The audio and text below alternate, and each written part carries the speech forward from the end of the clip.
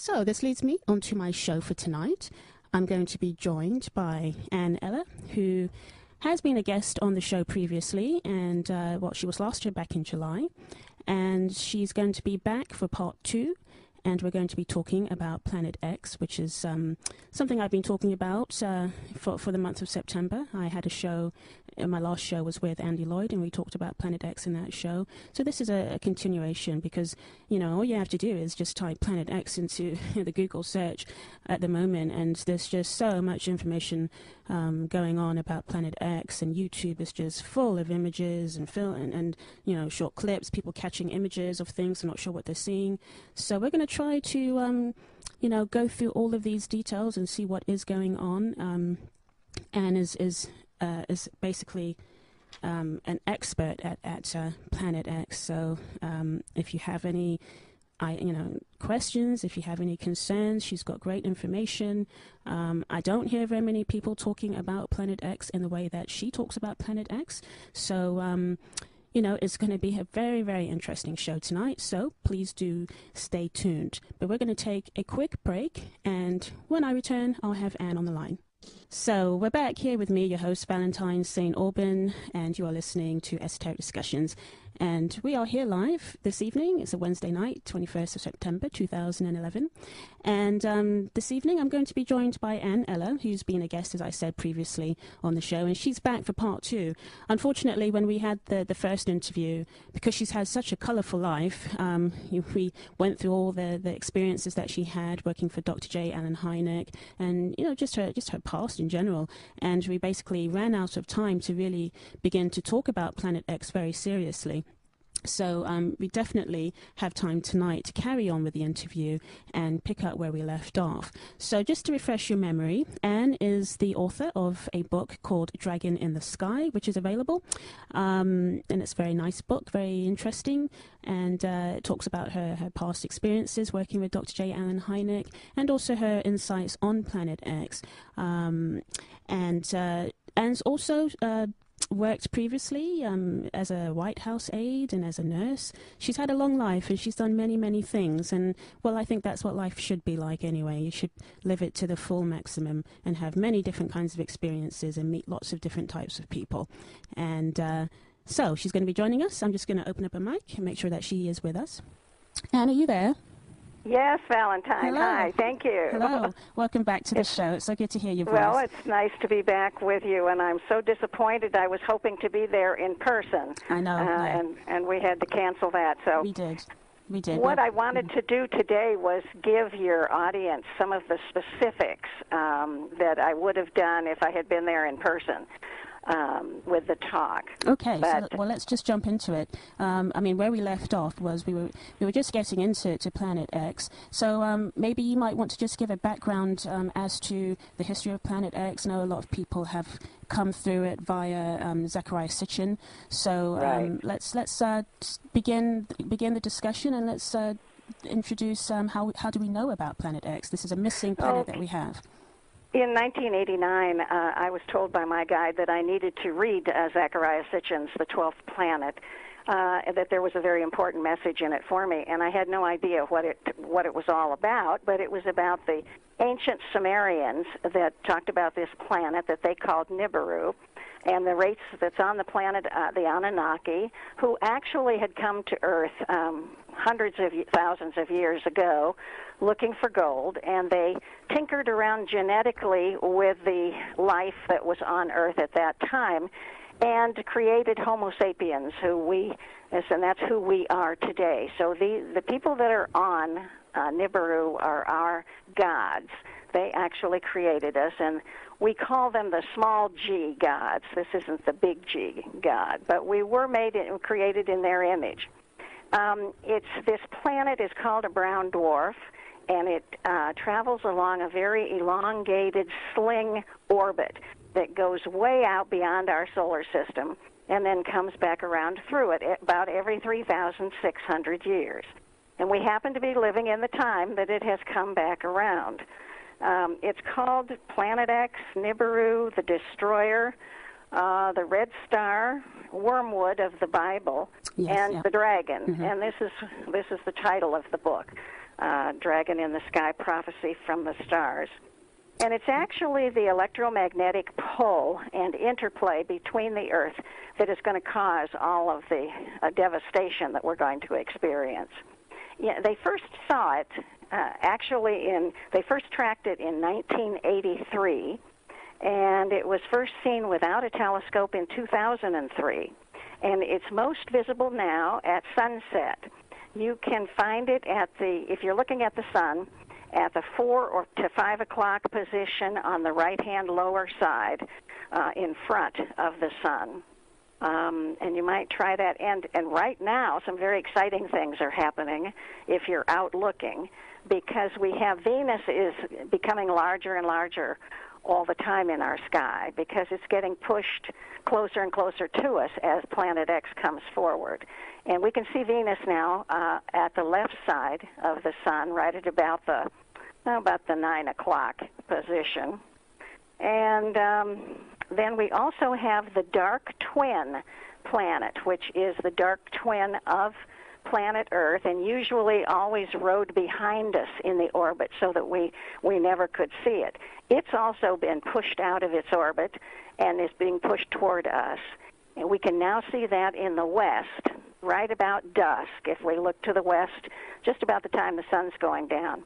So if you can get a good vantage point, from a high place, you could be able to see the Planet X, or at least some of its complex. It's coming with a lot of moons and dust and boulders and things like that in the tail. Big entourage of debris. Yeah, basically. there's a lot in the sky that you can see right at the present time. The planet itself in size is about 4 times the diameter of the Earth and 23 times the mass. And it returns every 3,600 years. And when it passes us, it's not going to hit us, but when it passes us, it'll be about 14 million miles away. And that sounds like a lot, but when you're talking about huge cosmic bodies, that's not a far distance away. And then this huge tail that's coming along behind it wafts way out about another 5 million miles away from Planet X. And so we're going to get a lot of the trash that's in that tail as it goes by. And when it comes by us, when it passes by us, it's going to cause the Earth to go into a pole shift, a 90-degree pole shift. It's going to fall over on its side, and during the course of about an hour, it'll fall over on its side, and then it will eventually right itself again and take up the rotation again. But we're going to have to go through that whole process of the Earth slowing down and the wobble becoming very severe, just like a child's top as it winds down. You know how it wobbles back and forth, and then eventually it just falls over. That's what we'll experience. And you can survive it, but there are things that need to be done, and you need to be doing them now and not wait. Because we're in the 7 of 10 right now on a scale of 1 to 10. Yeah, this is what the Zetas use as being able to track the intensity of the actual pole shift. Is that correct? Correct, yes. And 10 is the pole shift. We've been in this 7 for at least 9 months now, and they didn't anticipate that it would take this long. But what's happening is a lot of the big changes are starting. Indonesia is sinking. Thailand is sinking, Pakistan, India, Philippines. I heard Japan is sinking as well. Is that right? Yes, that's right. So we're going to be in for a rocky road between now and then. Also, the South America is getting ready to make a turn and move. It's going to move to the west about 250 miles. And after this shift, the North Pole will be off the coast of Brazil, and the South Pole will be below India. And India is scheduled to go under the water, too. And India, well, I know Pakistan were having really severe floods.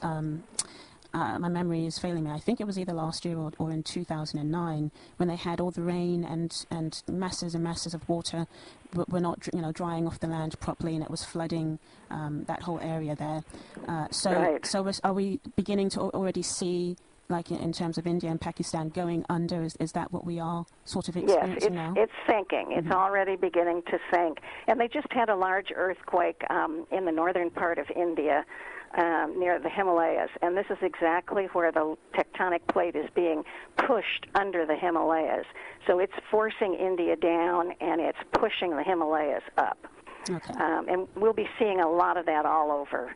But when Japan is going to have a series of large earthquakes, and right after that, the New Madrid Fault in the United States is going to open up. That's going to be a huge earthquake, and the Great Lakes are going to drain into the Mississippi River and so forth. Right after that happens, you folks in the UK need to be very alert, because even within hours of that happening, you are going to have a tsunami. And that tsunami is going to be anywhere from 200 to 300 feet high. And at the same time, Wales and Scotland and Ireland are scheduled to lose 150 feet of elevation. So going under the water by 150 feet eventually. England is only going to go under about 75 feet. But the importance here is that in the 2 years following the pole shift, the ocean level is going to rise all over the planet and will be about 675 feet deeper or higher than it is now. So if take Ireland, if Ireland is sinking 150 feet and then the ocean is rising 675 feet, that'll tell you how high you need to get in order to survive. And the first thing that you folks need to do is to survive this tsunami. You need to get to the high ground. I did some research, and tell me if I'm wrong here, but it looks like you do have some high mountains in Wales and England and Scotland and Ireland. You do have places that are 3,000 feet up. That's nice to know. I don't even know it, to be honest. Well, the question is, where are they, and can you get up to the top of them? If there aren't any roads or paths or anything, are they climbable? But in England and Wales, they're called the Marilyns and the Hewitts. Have you heard those words? No. Well, those are about 3,000 feet up, and Scotland has the Marilyns and the Munros. It's a type of mountain, I guess, depending upon its height, and those are 3,000 feet up. In Ireland, they have the Sperrin Mountains, the Glens of Antrim, and the Morney Mountains, I believe it's called, and there's anywhere from 1,700 feet to 3,400 feet. But I would highly advise everyone from Ireland to leave. Ireland is going to take the brunt of this tsunami. Because it's going to be the first piece of land it's going to hit. And then as it washes over the UK and into Europe, as it goes, it progressively gets lower and lower. It's going to be, what did I say? It's like about 150 feet tsunami going through the Irish Sea. And when it comes up the Thames, and by London there, it'll be about 100 feet. Wow. And it'll come crashing through. It's got a lot of force behind it, so it'll take out some bridges and some buildings. It would be my recommendation that the people of Ireland go to Europe and go into the mountains of Europe. They would be much safer there. If you can get in England, if you can get up to 3,000, if you can even get to 1,000 feet, you'll be able to survive this tsunami. Right. And the oil pipeline region up there in Aberdeen, in Scotland, yes, that's going to rupture when this tsunami comes through. Right. Okay. So you got some things to think about. Well, we certainly have, yes. Well, that's a load of information that we've started off with. I just wanted to, because there's going to be people listening, and some of them probably don't even know anything about Planet X. So I wanted to just also pick up on some of the points that you just previously made before we move on with more of these details. When you're talking about this issue of a pole shift, basically we're talking about, the poles, the magnetic poles, which is what we're talking about, aren't we? The north. No, we're talking about magnetic and geographical. And geographical poles shifting. So where the North Pole is, the South Pole would be, and vice versa. Now, in terms of historically speaking, let's go all the way back to how you started off the interview, and you were talking about the Sumerians and what we know about Nibiru through Zechariah Sitchin, and also just there's been other people as well that have put out this theory that our DNA has been tampered with. I mean, me personally, I got very much into von Daniken when I was much younger. That's how I came into a lot of this information. You have the whole ancient astronaut theory. And it makes complete sense to me. And even when you're talking about the gods and things like that, we tend to think that, it's mythology, it's not very real. But when you introduce this ancient astronaut type theory, it actually makes quite a lot of sense. And what seem to be stories really are just actual incidents handed down through time. But what we do know about the Nibiruans, there are descriptions of them as well. They're quite tall beings, aren't they? Yes, and we thought of them as these giant gods. Giants, yes. Yes, and they came and they did what they did. They touched up our DNA, and we can see that in the historical record, because this is one of the things that have stunned or made the scientific community quite confused, is how did Homo sapien get quicker, faster, stronger than Neanderthal, than Cro-Magnon so quickly, and to the point where Neanderthal and Cro-Magnon just disappeared and Homo sapien became the main species that overtook the Earth. They can't explain it. Science has always been looking for the missing link, in evolution from the apes. Well, we did not descend from the apes. That's right, yes. We were totally interfered with. And it was, I like to call it an ET upgrade. Yeah. We were upgraded to Homo sapien, and this time the Zetas have come in and created a hybrid race. And I look at that as also another upgrade, because they've been able to breed out our anger and our rage. Now, these are the good Zetas, is that correct? Because there's different kinds of Zetas, aren't there? These are the good Zetas, yes. They're, just like in any civilization, you've got your good guys and your bad guys. But you've also got the government here and the military here that have cloned these programmable life forms that look like the Greys from Zeta. And they've used those for a lot of the very scary, frightening abductions, and for the cattle mutilations, and to increase the fear among people for aliens, because they're planning an alien invasion, and they wanted us to be terrified. Well, the opposite has happened, because we're learning that these are very benevolent. The real ETs are very benevolent, much more advanced than we are, and there's absolutely no reason to be afraid of them, and they would never invade. They've been here forever. If they had wanted to invade, they could have done it a long time. They can do it at any time, can't they? Yeah. So would you say that the Zetas, the little grey guy with the dark eyes, that image that so many people are aware of, that Whitley Strieber, for example, talked about, would you say that he encountered one of those robotic type greys? I don't know, but it's possible. It's very possible, because our government has been involved with cloning these. They're like robots, sort of, since the 40s and the 50s. And the first abduction, Betty and Barney Hill, we didn't hear about that until the early 60s. So they certainly had plenty of time to clone a bunch of these. And they plan to use them in this alien invasion. Well, the ETs are not going to allow this invasion to happen. I was about to say, do you think it's going to happen? Because everybody keeps talking about, but do you think it's going to have to be postponed, or it's just not going to happen? It's just not going to happen. The ETs aren't going to permit it to happen, because they've worked too hard with us subconsciously for our acceptance.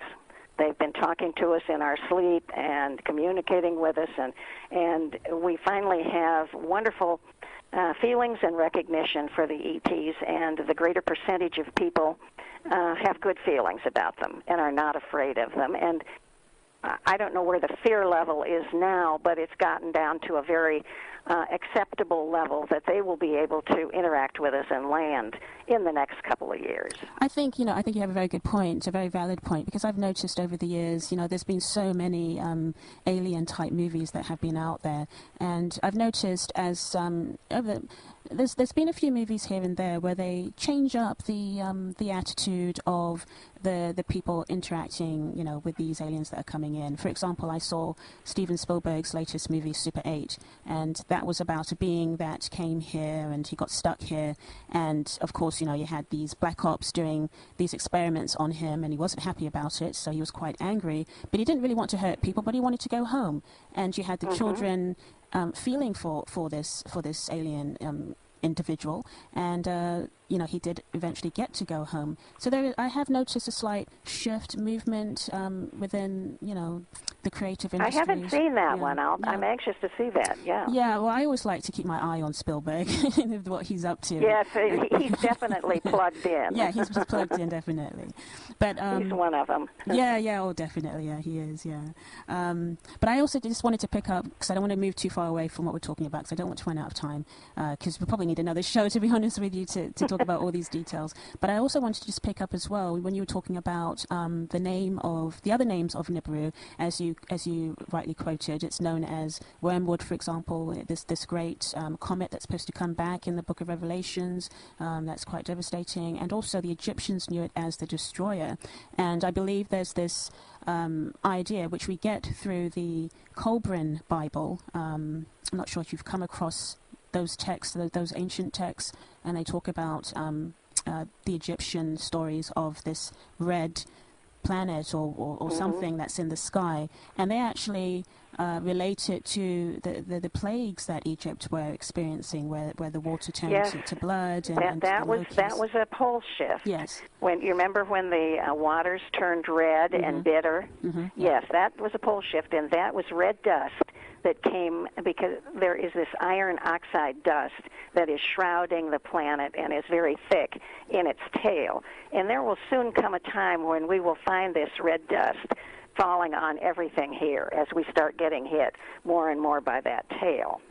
I wanted to mention, before I forget it, that about the red Kachina and the blue Kachina. Yes, the Hopi prophecy. Yes, please. Yeah, it's the Hopi prophecy that first would come the blue Kachina, which would be a heavenly body in our skies, and that would herald the event of the destroyer, the red Kachina that would come right after it. Well, they were trying to paint Elenin, the comet Elenin, as the blue Kachina.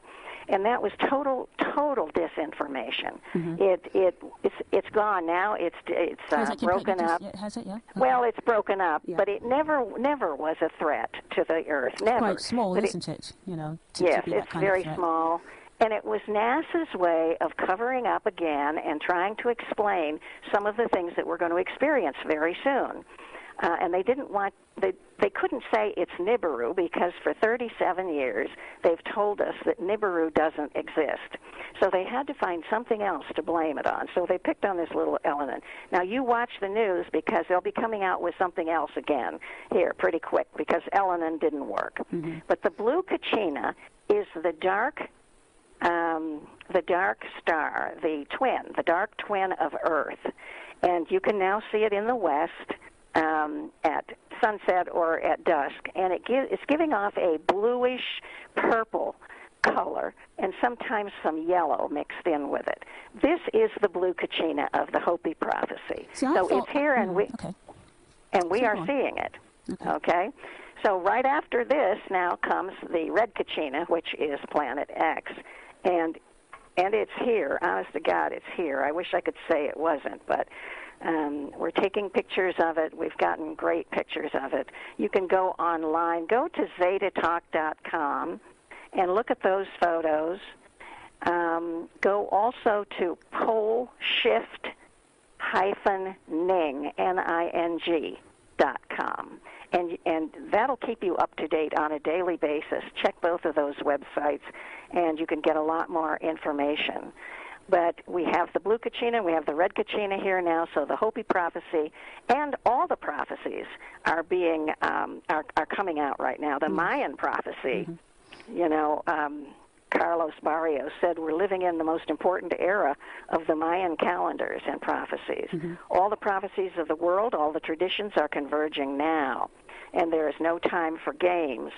And I just had another thought, and of course it just left me No, too. but it's a very good point that you've just made. We are in very important times, and I wanted to have a discussion about that with you because I know things from an astrological point of view. I know you missed a bit of the introduction at the beginning of the show, but I was just talking about what is going on with the heavenly bodies up there above us, and I was talking about Pluto in Capricorn, the sign of Capricorn, which is an earth sign, and Capricorn rules all of our structures, and Pluto is, you know, lord of the underworld, and when he moves through a sign like Capricorn, he basically will erode those structures. So when you talk about something like Planet X coming through, it really actually fits in so well with the astrology that we know, with the mundane astrology, as they call it, world astrology. Because it sure does. It's all about the structures, and we have Pluto eroding, transforming, literally just taking the floor from underneath everybody, and that we will be seeing that as these Earth changes begin to intensify. But I also just wanted to say as well, you gave the Zeta Talk website as a good point of reference. I've been looking at that website, and they do actually have some very, very good information, I have to say, and they do have some very interesting images. So for anybody who's in doubt, is because a lot of people do not think that Planet X exists. And they don't think that it's been found. And some of the arguments that are given, I've heard people like Richard Hoagland say some things like this, that if it was there, so many people would know about it because... Well, let me tell you that this week we just got some pictures from a gal in Stevenage, I saw England. those that you sent, yes. That's your neighbor right there, and taken out in her garden.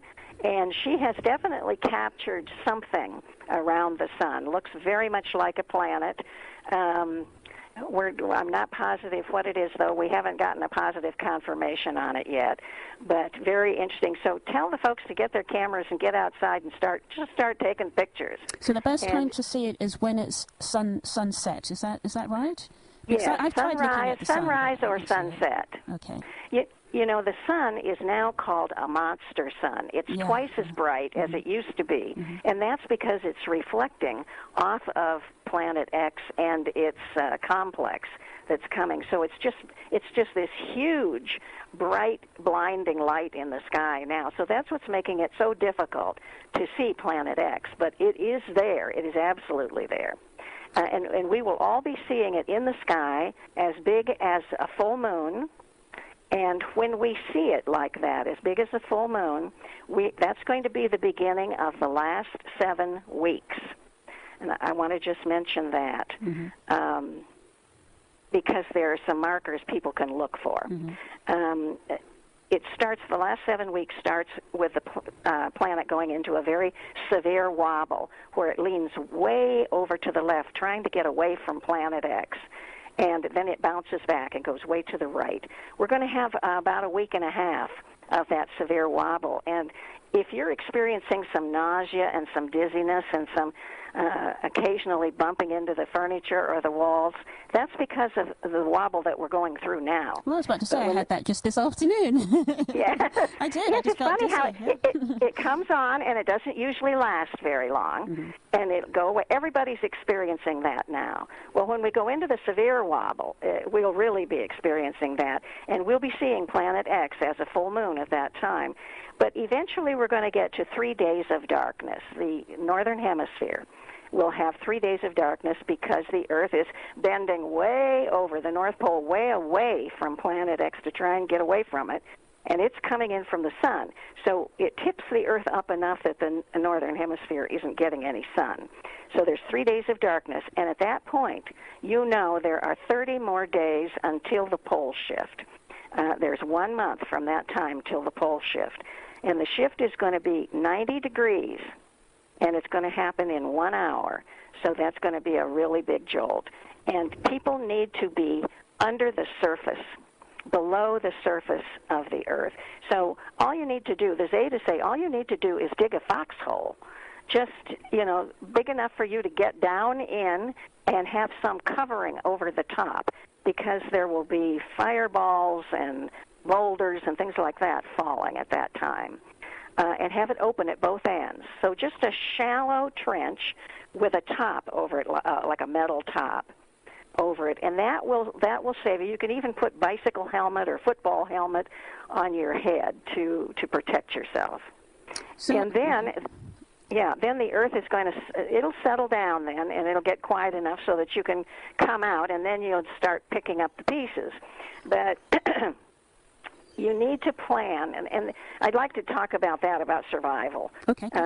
Because you can survive. And I think one of the most important thing to do is take care of your spiritual life first. Make peace with your own God. Get yourself centered. Meditate. Get quiet. You have, all of us, have angels and spiritual guides around us, whether we believe in them or not. They're there. And they are pledged to help us through this time. So you need to get quiet and then follow your gut feeling. They'll be talking to you through emotions and through this intuition. And if you get a gut feeling that you need to move and don't wait. I'm telling people now that it could be so close that it's not too soon to leave your jobs and find your safe place. On ZetaTalk.com, they have a section called Safe Locations, and you can go there and you can find out about where you're living, what the situation is going to be. But in the UK, you're going to have a big problem with water and sloshing, and I would just recommend any of you to get over to Europe and go to the high grounds, the high mountains of Spain, or Kazakhstan is a good place. The Altai Mountains in Russia. Let's see. Because after the pole shift, Europe is going to be a series of islands itself. Right. So if anybody's got a boat, or if you can build an ark, now would be the time to do it. So basically we're having another flood. Yeah. Just like the original, yeah. Yeah. The interior of South America is going to be fairly safe. Eastern Australia, Kazakhstan, the interior of Africa, and in the United States, Wyoming and northeast Montana, and central Canada, the high grounds of central Canada are a good place also. But anyway, take care spiritually. Tell your family, your loved ones, how much you love them, and ask for forgiveness if need be. You need to stock up on food, water, and medical supplies.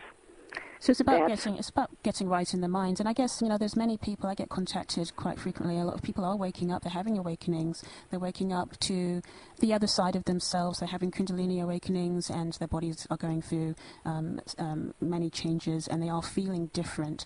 And I guess you could say that it's all tied into the times that we are in. As you said earlier, this is a very extraordinary period of time. We're at the end, astrologically speaking, we're at the end of a 26,000-year cycle.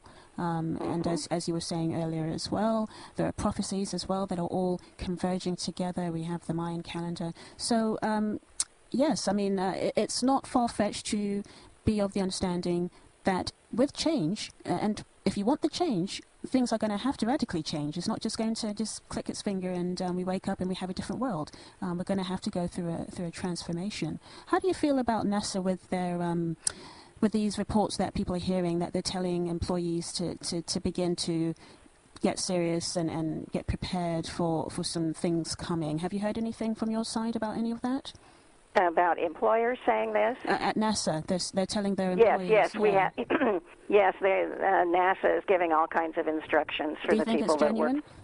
Do you think it's genuine?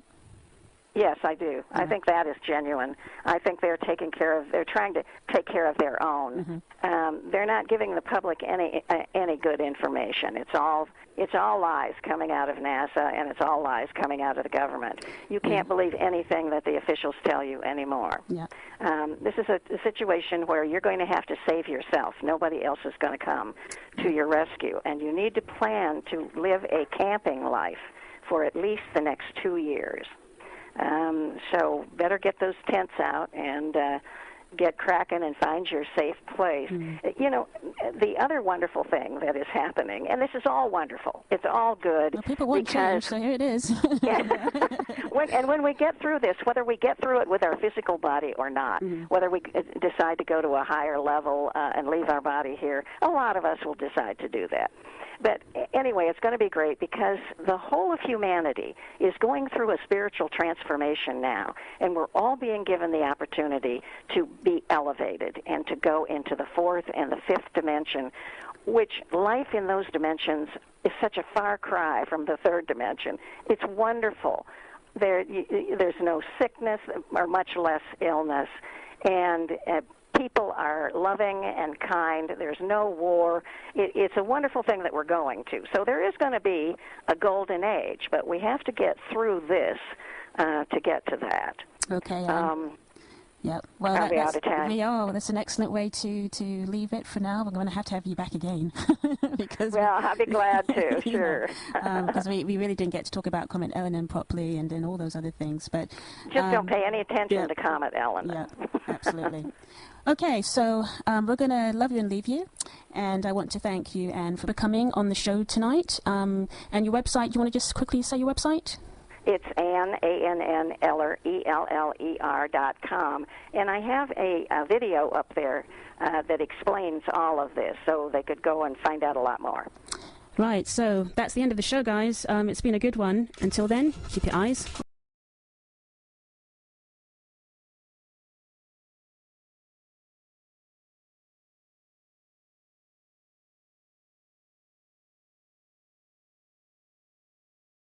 So this leads me onto my show for tonight.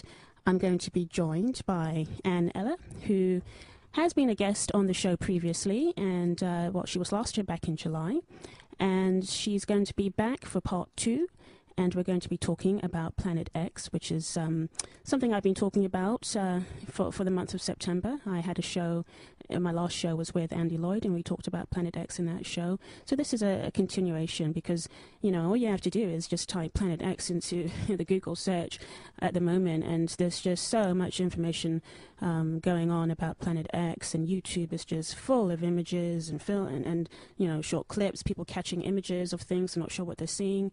So we're going to try to you know, go through all of these details and see what is going on. Anne is basically an expert at Planet X. So if you have any questions, if you have any concerns, she's got great information. I don't hear very many people talking about Planet X in the way that she talks about Planet X.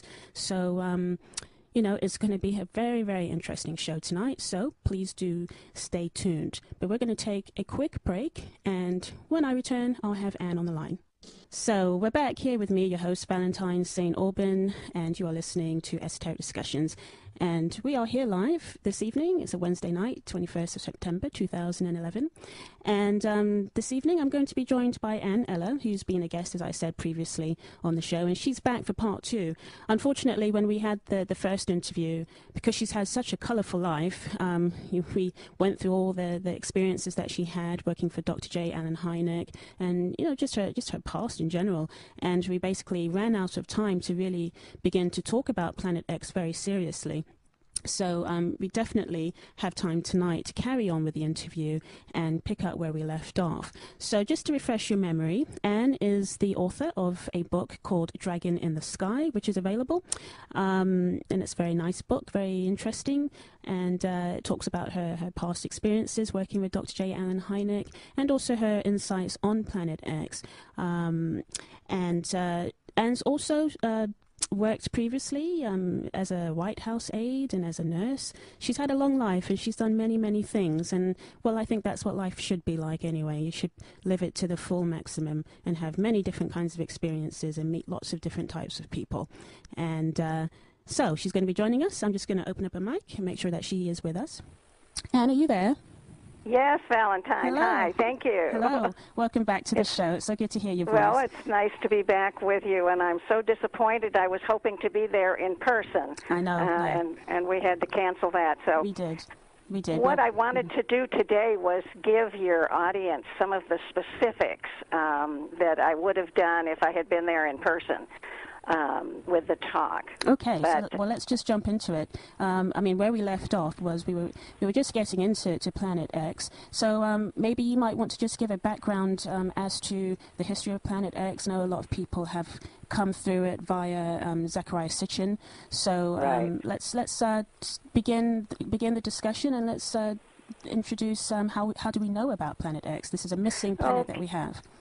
In 1989, I was told by my guide that I needed to read a.k.a. Sitchin's The 12th Planet, that there was a very important message in it for me, and I had no idea what it was all about, but it was about the ancient Sumerians that talked about this planet that they called Nibiru, and the race that's on the planet, the Anunnaki, who actually had come to Earth hundreds of thousands of years ago looking for gold, and they tinkered around genetically with the life that was on Earth at that time and created Homo sapiens, and that's who we are today. So the people that are on Nibiru are our gods. They actually created us, and we call them the small g gods. This isn't the big G God, but we were created in their image. This planet is called a brown dwarf, and it travels along a very elongated sling orbit that goes way out beyond our solar system and then comes back around through it about every 3,600 years. And we happen to be living in the time that it has come back around. It's called Planet X, Nibiru, the Destroyer, the Red Star, Wormwood of the Bible, and the Dragon. Mm-hmm. And this is the title of the book, Dragon in the Sky, Prophecy from the Stars.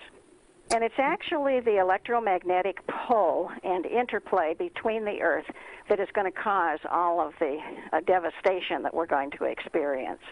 Yeah, they first saw it